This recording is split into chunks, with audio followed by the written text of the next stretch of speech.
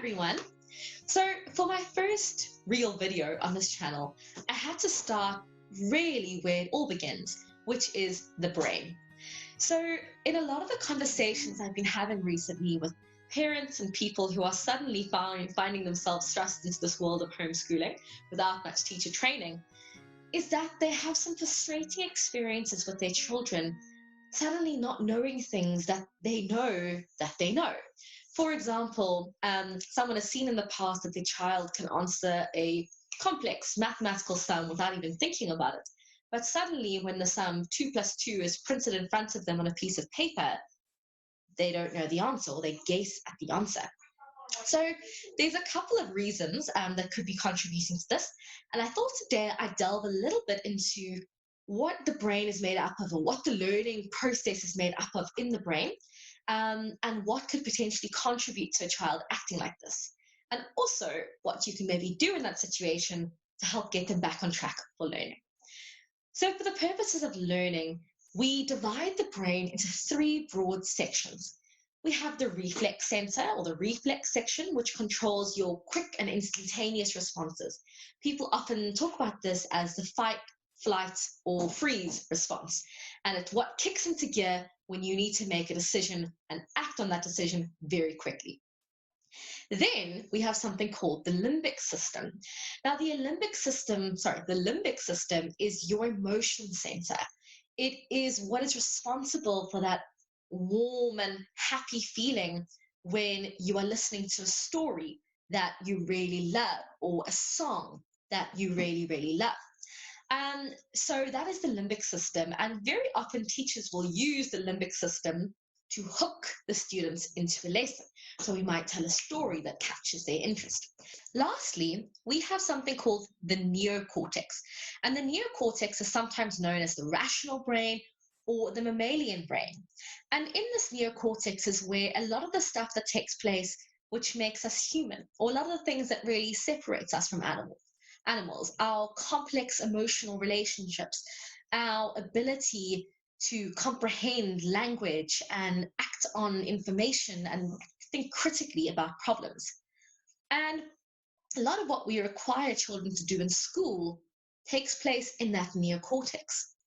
But like I said earlier, we have to consider that that neocortex sits on top of a foundation of the reflex center, or the reptilian brain, the emotion center, the limbic system, and finally, like I said now, we have this neocortex. So how is this relevant to learning? Well, before we can expect children to access their neocortex and learn a lot of the things that we require from them in a typical school lesson, we have to make sure that the reptilian brain, the reflex center, is not activated and firing to go. We have to make sure that we hook them in somehow with an emotional feeling, whether that is just a simple thing that, oh, this might be vaguely relevant to my life, or yay, I'm in a good mood so I can focus on this lesson.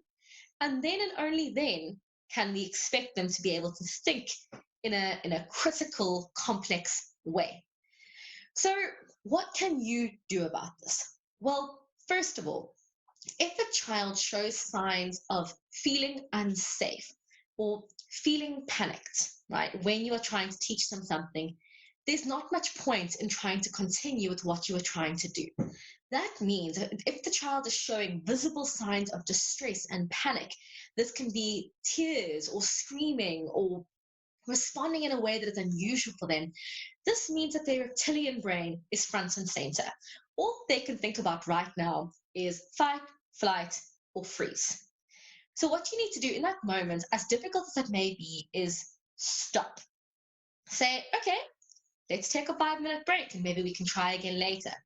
Or you can do some kind of anxiety reducing activity, like tell them to look around the room and spot everything in the room that is green. Or you can get them to take their hands and tap both of their legs, alternating. All of these things are designed to remind the child, or the person, in fact, that they are safe. Their lives are not in danger.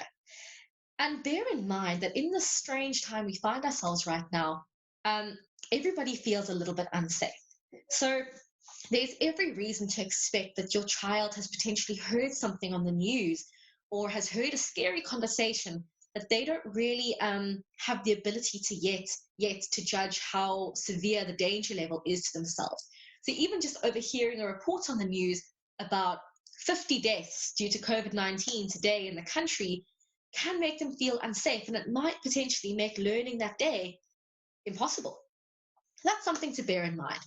So the first thing you need to do is make sure that they feel as safe as possible. The next thing you need to do is activate that emotional brain somehow.